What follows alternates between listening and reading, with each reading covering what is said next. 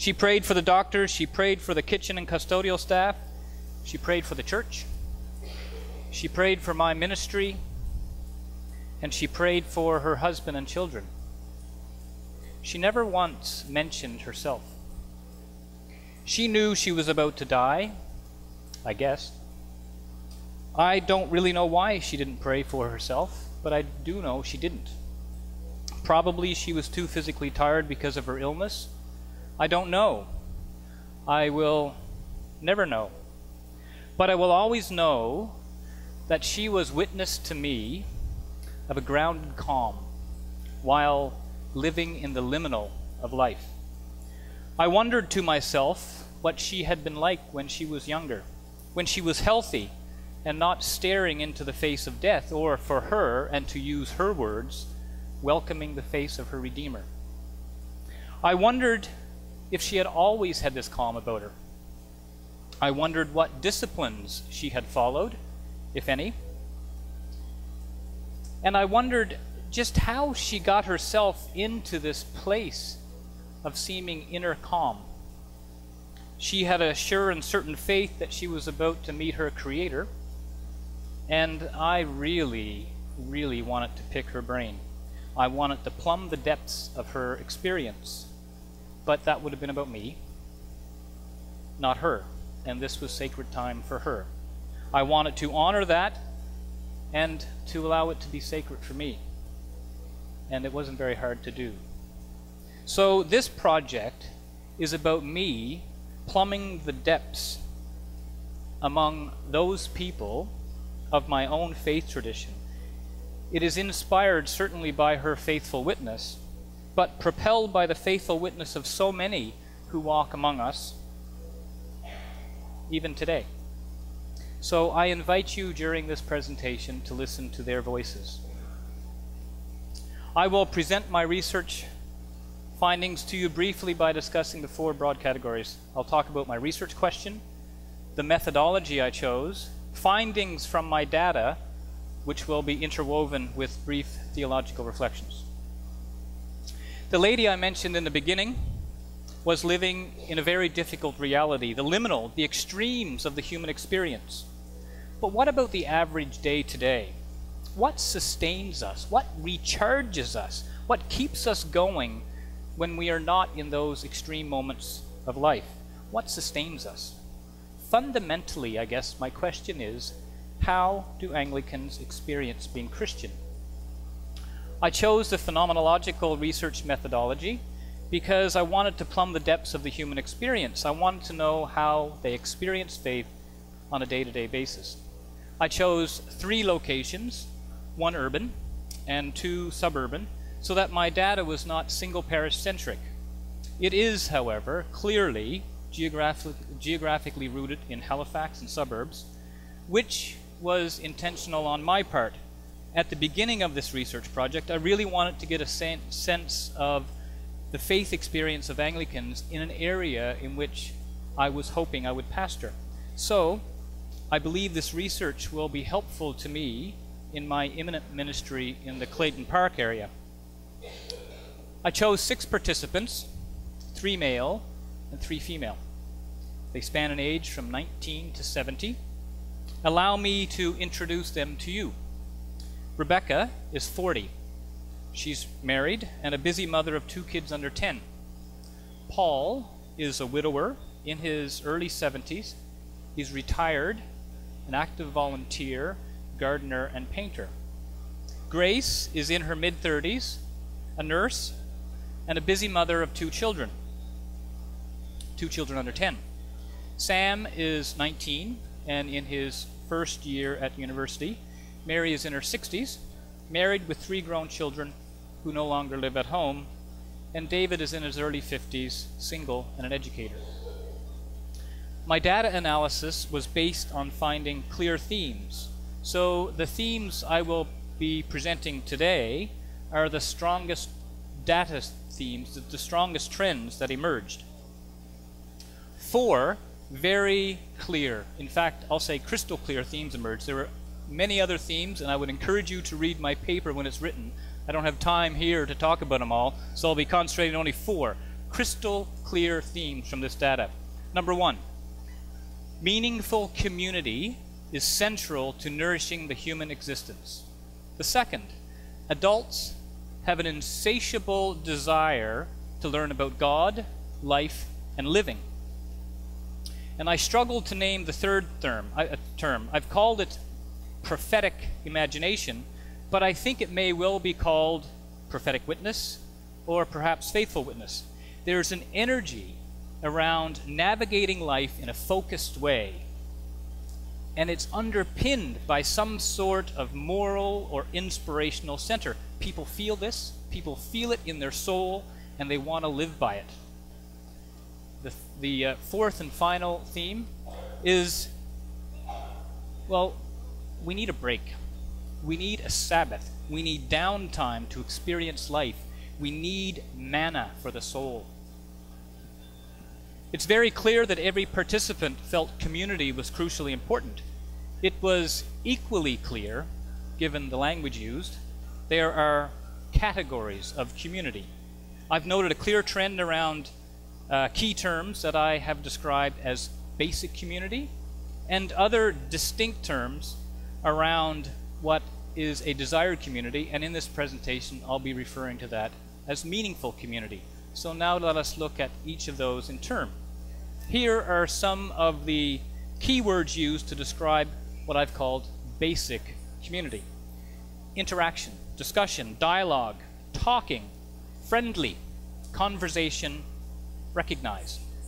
Basic community, it seems, exists with recognition and conversation.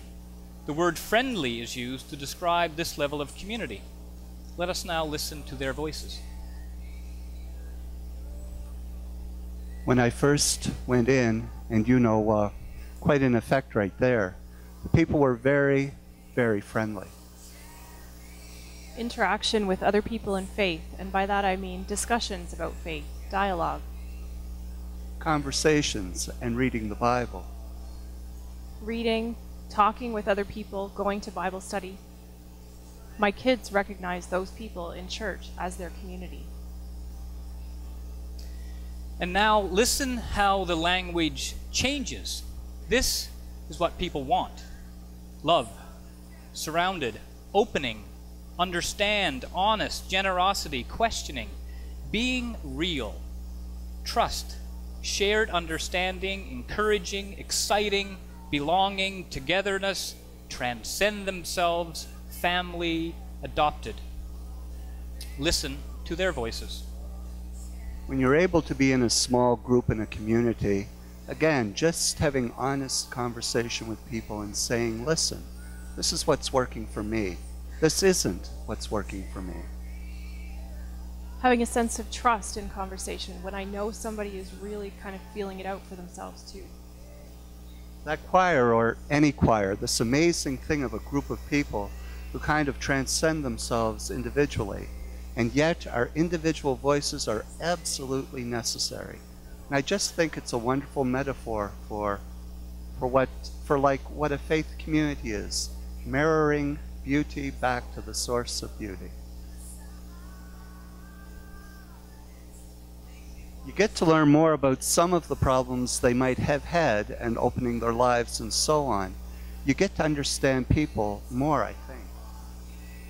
Having conversations with people, whether they are questioning their faith or whether they're questioning life in general, totally strengthens me. And I guess that's a fear everybody has, is a fear of being different from everybody and being singled out, which makes community so much more necessary if you have a place to go where you're not different from everybody. See how they love one another. See how they love one another. Tertullian, an early Christian apologist, wrote this in the early 3rd century. He wrote this, see how they love one another, in defense of the Christian supper, the agape meal, and explained that the nature of this supper you may understand by its name, for it is Greek for the word love. For Tertullian, Christian community was about love. My participants echoed this sentiment today. For George Herbert, the 17th century Anglican poet, community is a key element of spirituality and spiritual nourishment. He describes what I have called meaningful community as home. Community revolves around a careful balance of prayer, study, and recreation. At the heart of community is a shared history that links together all that which has gone before and propels us forward. Our past is a springboard into the future. According to Herbert, quote, "True Christian community is a place of hospitality and also a place out of which comes a strong sense of service." I believe Dietrich Bonhoeffer would echo this same chord when he argues that community is about freedom, and freedom lies within doing what you know you have to do in the face of distractions. And surely we can admit to ourselves today the world is full of distractions. The Episcopal professor William Countryman wrote, "Spiritualities flourish in face-to-face conversations, the arena of the spoken word where counsel is given and received, the arena where people who have found themselves living in the presence of divine mysteries seek each other out in hope of sharing the task of discernment and understanding." This is meaningful dialogue to use the word discernment and understanding. And of course, 1 Corinthians 12:14. "Indeed, the body does not consist of one member, but of many." And verse 27 goes on to say, "Now you are the body of Christ, and individually members of it." We are people of community. We are nourished by coming together and being honest. Next slide, please. I'm reminded of being in the Navy when the instructor would say, "Remember this part." I cannot overemphasize this point enough. 100% of the participants I spoke with emphasized the importance of faith education.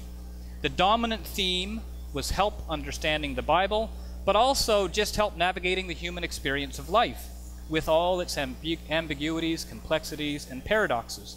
There is a keen desire to talk about the mysteries of faith, that which lies just beyond the metaphor. As discouraging as it may be for a pastor who has invested considerable time on an education project only to have a few people show up, all of my participants, without exception, articulated a clear desire to learn about their faith. So perhaps this is our call for parishes to cooperate. Maybe we need to find other education delivery methods. I really don't know. The only thing that I can say with certainty about this research project is that 100% of the participants indicated their strong desire for Christian education. We need to find ways to meet this need. Let us listen to some voices. I was involved in a Bible study group in my church, and I think it was one of the more fruitful experiences that I had. And I just find that there's not a lot of opportunity for that. There's not a lot of education. It's very difficult to find an understanding of Anglicanism or Christianity as a whole, I think, for the average person. So education is absolutely key. So I started going there with a little group of around 10 people, and it just got to be it got to be part of what I do. It's just that I want to keep learning more. Reading the Bible, talking about the Bible with other people, going to Bible study helps sustain me. Bible study with Reverend Walker was amazing. I didn't specifically ask any questions in my research project about small groups, but the theme consistently came up. People want meaningful community within which to build relationship.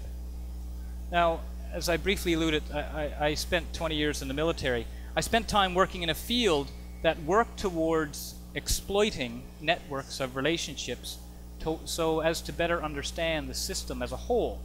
This type of work was called System of Systems Analysis, SOSA. SOSA is an FLA. You know what an FLA is? A 4-letter acronym. Sorry.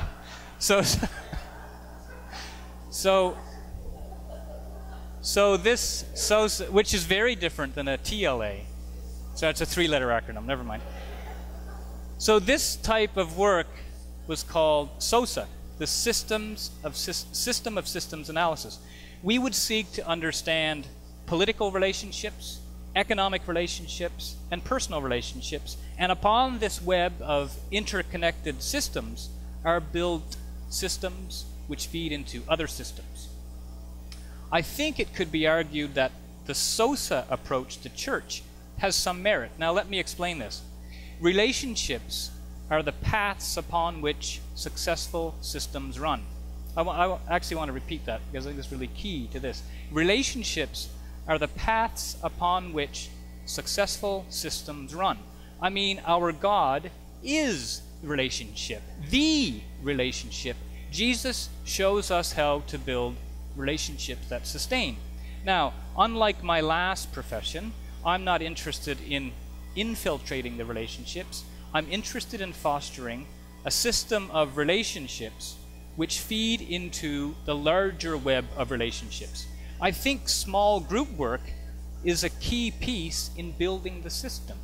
If you want big, healthy church, maybe you should start with small, healthy groups, relationships. My data seems to suggest this has some merit and is worthy of further exploration. Now let's move away from small groups and relationships and move towards another dominant theme which emerged from my research: prophetic imagination or prophetic witness. The following terms were used to describe just something beyond the ordinary: grounded, solid base, important, focus, pressure, distractions, light, risk, decisions, faith, lived out, help, benefit, grace, desire, freedom. There's a voice among these participants that refuses to accept the ordinary, the banal as merely banal, time as simply time. There's a prophetic echo of an imagination that claims an extraordinary in the ordinary. Let's listen to those voices. Face challenges in my work life with that solid base of what's important there to hold me up, to focus away from the distraction. So decisions like that, to just kind of go out on a limb, but that can be a risk that you're taking, even if it is just a little thing. My parents gave me the gift of going to church. They gave me the gift of watching how they carried out what they knew as Christianity. And everything they did, I think, they really did it well. I think it is just doing the best you can. I guess, well, the simple answer is just to try to do the best you can in life to help others. Where I've suddenly felt God was acting through me for someone else's benefit, it's all about Christianity in the spaces between the bricks and on that street corner and a conversation here and there. My whole life I tried to treat people, the way that I want to be treated. Society kind of maybe brainwashes you, and I guess the light comes from showing love.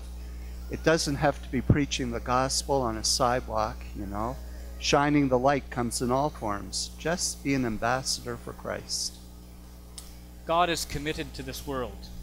Beyond being a creator God, God's commitment or covenant to the world is further underlined by God's redemption of the world through the incarnation, crucifixion, and resurrection.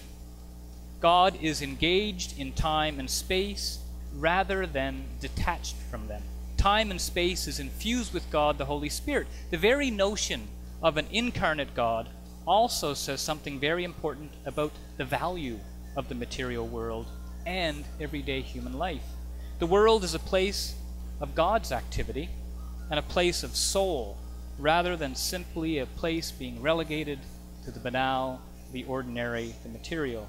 Every day is an opportunity to see heaven in the ordinary. Prophetic imagination has a role in transforming people and communities. Imagination has sacred power to deliver us from hopelessness to hope. I believe the participants of this study would agree that we must encourage others to never mistake cynicism for reality. This takes energy, prayer, discernment, and encouragement.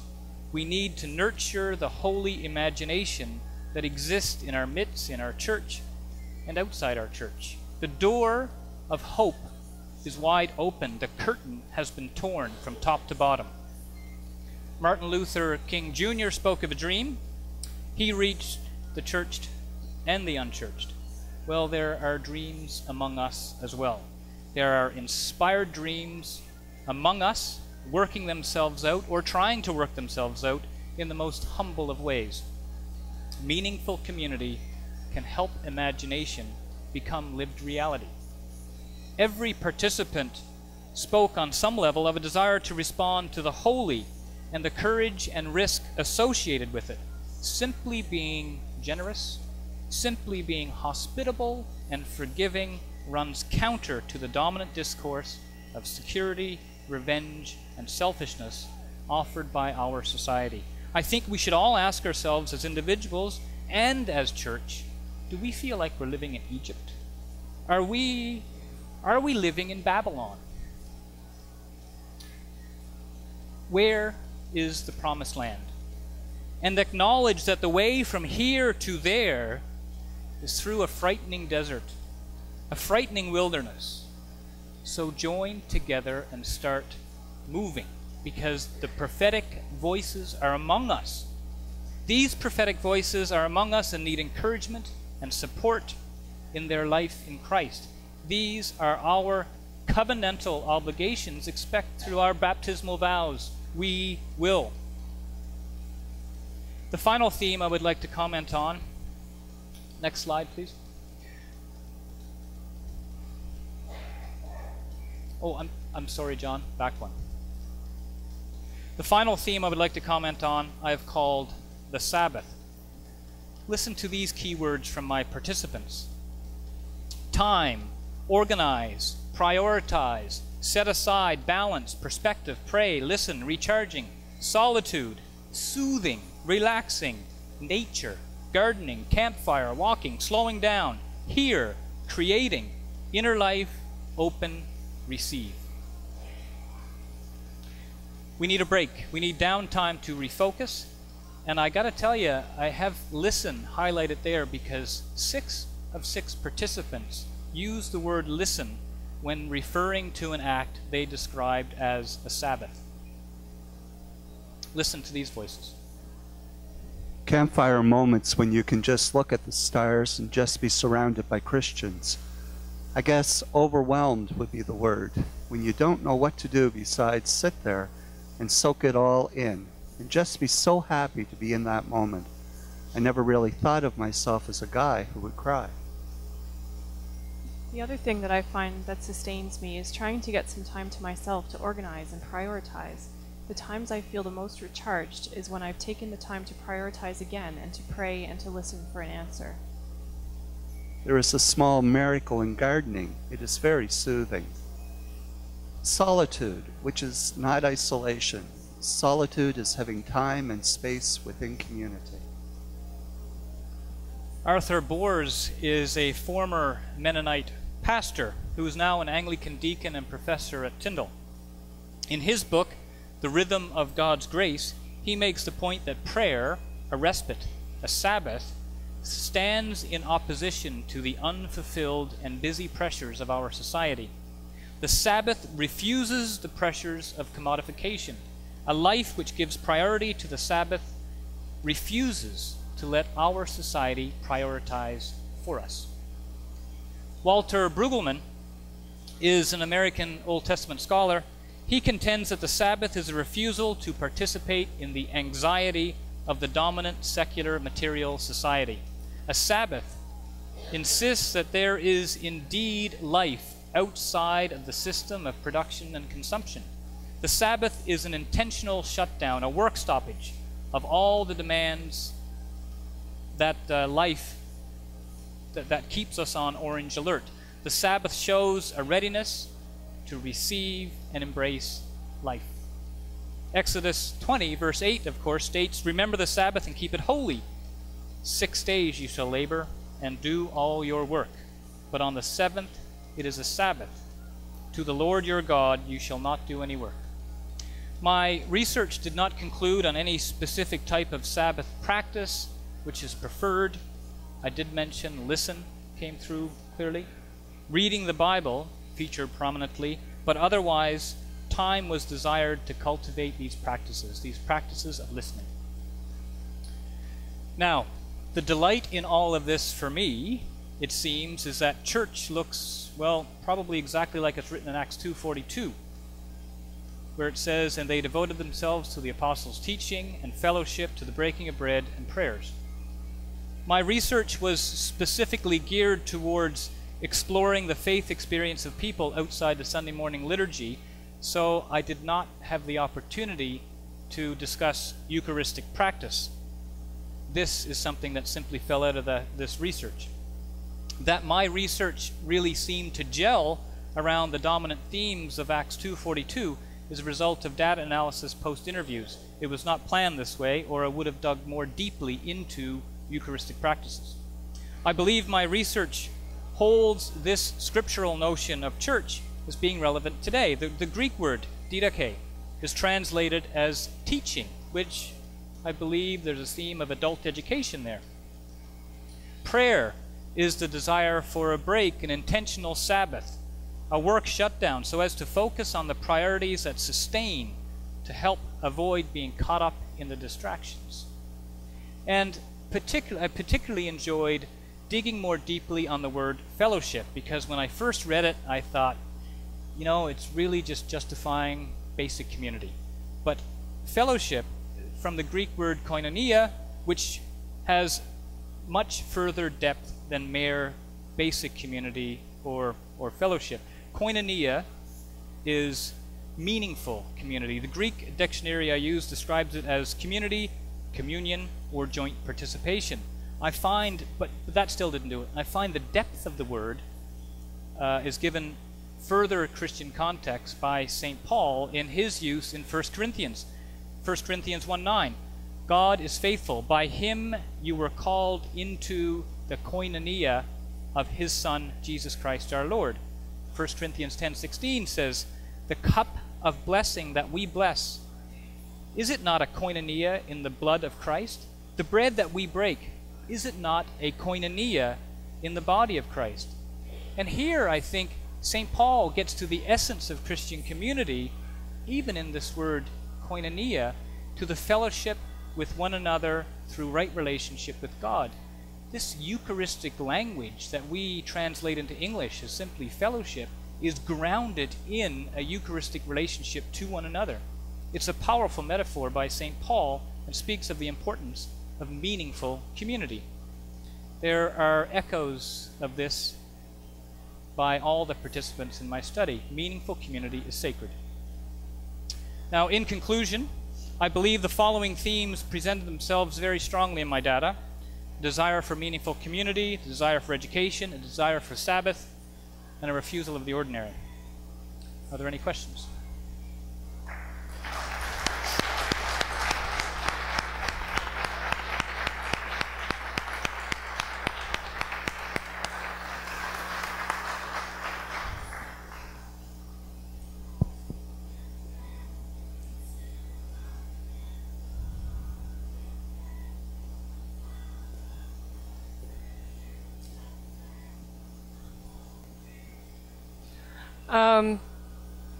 Just curious about the use of the word Sabbath, and could Sabbath also mean spiritual nourishing?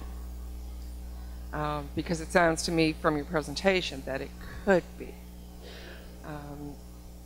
Because when you're talking about doing things like gardening and things like that can be spiritual nourishing. It's not necessarily doing something on Sunday. Yeah, you're speaking of. If I were to start tomorrow to do another research project based on some lessons from this, but the question would probably be about prayer disciplines in my tradition or something, because this is a really interesting area. But the imagery that was used by participants is also telling. The gardener, he talked about, he used the image of he planting a seed in the ground. He used the image of God planting a seed in his mother's womb. So there's real relationship there to his understanding of the divine, but this is simply what fell out of the data that I didn't have time to, or this study didn't pursue more deeply. But absolutely, the Sabbath is simply a shutdown, some time to listen.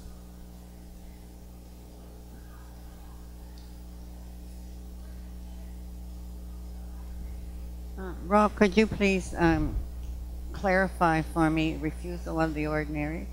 Yeah, refusal of the ordinary.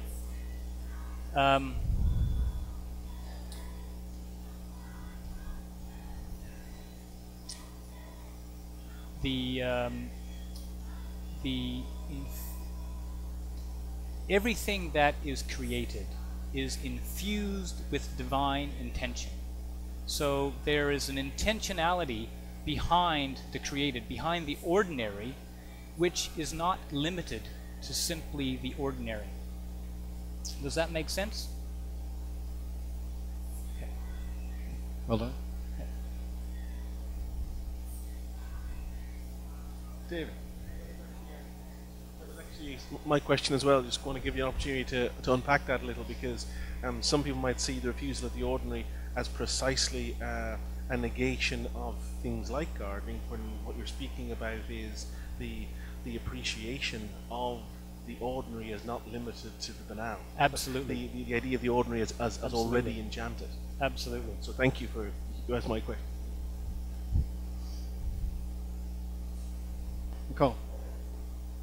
Thank you, Rob. This presentation seemed to have a slightly different tone than some of the others I've heard since this began, and I'm not entirely sure how to characterize that. I want to say you went deeper in some sense, but what I'm interested in asking then is, did you find that your participants were met in a parish church, or how did the relationship of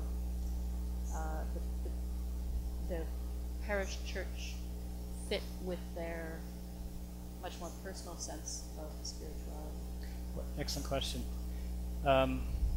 I talked about the lady I was with as she died, and this something else that was there. I just wanted to see what she was like when she was young and healthy. She was young when she died. And so the participants that I chose were folks in the various parish placements that I experienced. There was just something else about them, and I just wanted to dig a little more deeply. And so all of those folks, for better or for worse in terms of a researcher, were heavily involved in either small group work or volunteer work, which had them in contact with small groups in a parish setting. Does that answer your question? So their experience of parish was through the lens of small group participation. So they saw themselves as a small, meaningful group that worshiped together with a larger system, call it church, call it parish, Sunday mornings. Does that? Absolutely.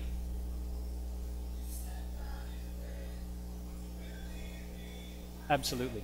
Yeah. Yeah. About 6 hands up. Well, they'll be here till dinner time. Hi. I had a bit of an aha moment for a moment, because I drew that image as these 4 points being interwoven, sort of like, and then I looked up again and saw that you had used a Celtic symbol showing interwoven, because in my own experience as a rector in an out of the city parish, everything that you're saying is just aha, yes, because small groups are where it's at, and they feed, I think, the deeper spirituality of a parish. So I'm loving the interwoven image. Good. Thank you. And in my own experience, whether I was a student in different parishes, or now that I've been 5 years in a parish where I'm the rector, I find that the different small group situations that we offer feed into, for example, education, feeds into creating meaningful community, and feeds into people's desire for the Sabbath, and also gives them safe places to refuse the ordinary. In a different way that church on Sunday morning does. And also I find people lose track of time on Sunday morning. I hate to say it, but I see a lot of people looking at their watch the minute I start. Never when you're preaching, though. No, the minute I start my homily. And when we have our Advent get-togethers and our Lenten retreat days and whatnot, people don't look at their watches, and in fact, they hang around. And we almost always have a food component. Right now, we're having Lenten study on Fridays. Starts at 10. People get there early, and I have to throw them out at 1 because I've got other things to do. Awesome. We have homemade soup and bread. And the other thing I have noticed is that most of our get-togethers, in our smaller get-togethers, anywhere from 14 to 20 people, we tend to do that in homes. I offer at least one study in my own home, the former rectory, but other people, committed people in the parish, offer. And I find people have a different sense of comfort and safety, and they say things that I never hear them say in the church. Absolutely. Yeah. Thank you for offering that. Debbie, you have a question? There was another question.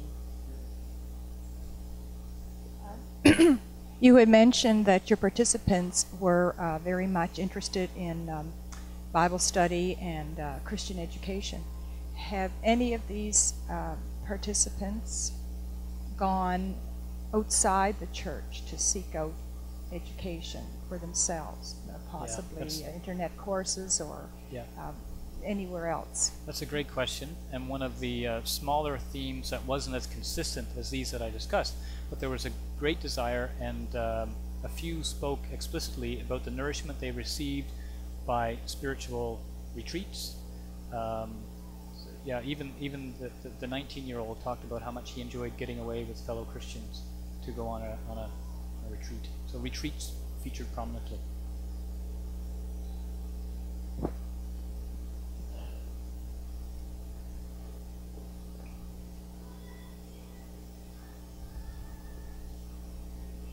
Great job, Rob. Thanks, Mel. Wonderful. When I look at these 4 conclusions, meaningful community, desire for education, desire for Sabbath, refusal of the ordinary, from your perspective, your experience, does any one of these stand out as being more powerful, more meaningful for you, of what you discovered? And why? I enjoyed not simply getting into the definition of koinonia, but getting into the textual use of it, the scriptural use of the word, so we can get a better sense of it. And all of this stuff, like koinonia, is so intricately woven into the Eucharist. It's St. Paul's use of it. I'm thinking of George Herbert's use of the word prayer as the church's banquet. I mean, this is Eucharistic themes. So certainly community and the desire of people to want to say, as the young guy said, I want to feel comfortable so that I can go somewhere and saying, you know what, this is what's working for me, and this is really not what's working for me. And to have the confidence, to have the trust environment created so you can air those vulnerabilities. Very important.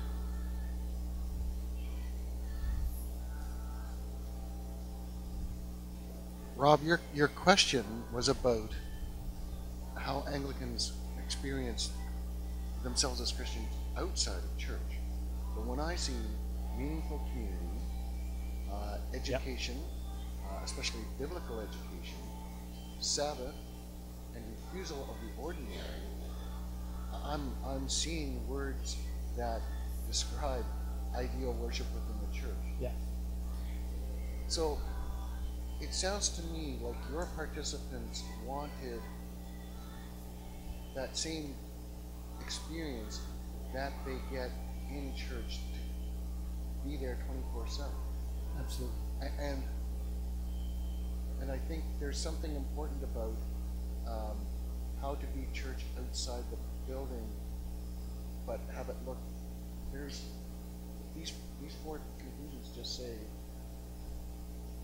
church isn't just Sunday morning, and this almost sounds like living in a monastic community where they're doing this all the time.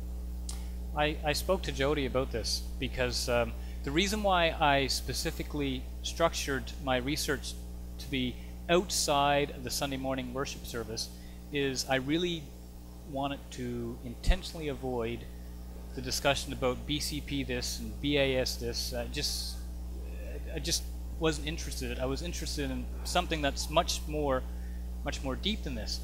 And I'm really surprised by how much I got sucked in, or the research gelled around church experience. So I think that's a fair observation of my research. Yeah.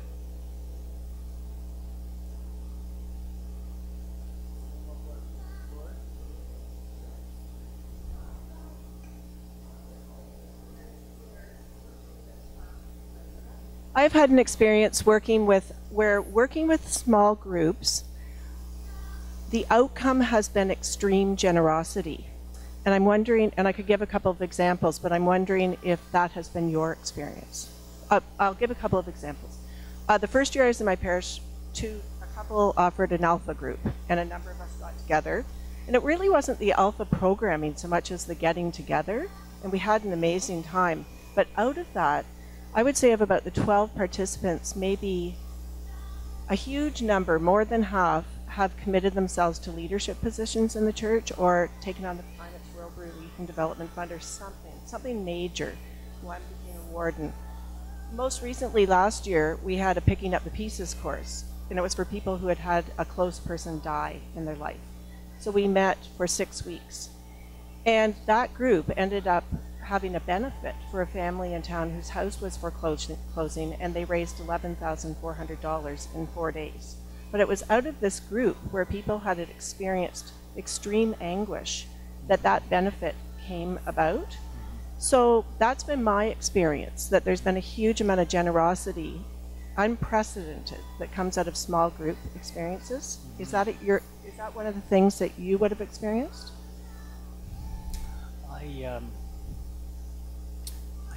I don't think so as a general theme. There was one participant in particular who went through a very difficult time, and he had previously described himself as really not interested in the church thing. But after going through a very difficult time where he lost his spouse, she died, he said that the way the community gelled around him to support him through this, he saw God working through the other people. So I think that validates what you're saying. But that's just one story. It's not something that stands out as a major theme throughout my research thing. We need to bring this to a close. Again, a couple of things to itemize, a few things. He had a couple of supporting actors. Do you want to introduce your supporting actors? Oh, yes, thank you. Thank you. Mike, stand up, take a bow.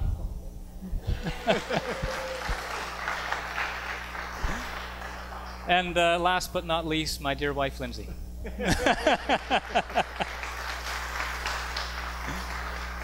Well done, an excellent job. So in September, we all kind of get together in the grad seminar, and people have these embryonic questions, and we work at it. It's a little bit like jazz twice a week, right? We're just pounding off each other, throwing ideas around, pushing each other, pushing each other, pushing each other. And the question is always, is this hot? Is this hot? I mean, is there consequence in what you're exploring? And does your stomach get a little tighter when we explore the dynamic question inside your question and the realities that might be embedded there? Is it hot? Do you actually physically feel the research question? And I think throughout, we've gone through now 8 presentations. I hope you get some sense of the heat that the researchers took to this question, certainly today, with a deep exploration of people's experience outside church. What's that like? And for Rob, I think you clearly have a sense there's a lot of heat, a lot of passion, and a lot of possibilities. Rob, well done. Thank you.